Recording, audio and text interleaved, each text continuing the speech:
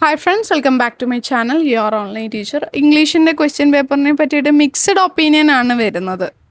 ചിലവർ ഈസി ആയിരുന്നു എന്ന് പറയുന്നുണ്ട്, ചിലവർ ബുദ്ധിമുട്ടായിരുന്നു എന്ന് പറയുന്നുണ്ട്. അപ്പോൾ എൻ്റെ ഒരു ഒപ്പീനിയൻ പറയുകയാണെന്നുണ്ടെങ്കിൽ ഒരു ആവറേജ് സ്റ്റുഡൻറ്റിന്, അതായത് ഡബിൾ പാസ് സ്കോർ ചെയ്യണം എന്ന് വിചാരിച്ചൊരു സ്റ്റുഡൻറ്റിന്, അതായത് അപ്പോൾ അവന് അത്രയും ഉള്ളൊരു കേപ്പബിലിറ്റി അല്ല ഉണ്ടാകുള്ളൂ പഠിക്കാൻ വേണ്ടിയിട്ട്.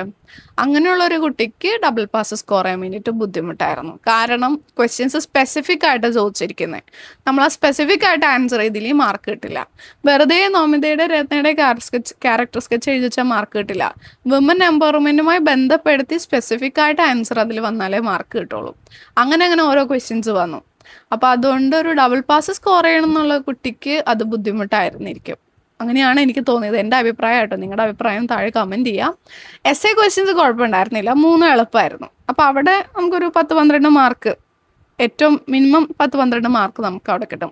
ഫസ്റ്റ് പോർഷനും വലിയ കുഴപ്പമുണ്ടായില്ല. 6 മാർക്സിൻ്റെ പോർഷനിലാണ് നമ്മൾ പെട്ടുപോയത്. അപ്പോൾ അതെന്ന് പറഞ്ഞാൽ 6 മാർക്സിൻ്റെ നമുക്ക് അത്രയും ക്വസ്റ്റ്യൻസ് എഴുതേണ്ടതാണല്ലോ.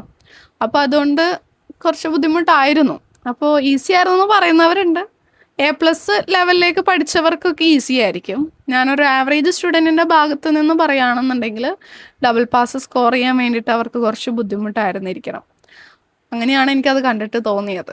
അപ്പോൾ നിങ്ങളുടെ അഭിപ്രായം എന്താണെന്നൊന്ന് താഴെ കമൻറ്റ് ചെയ്യാം കേട്ടോ.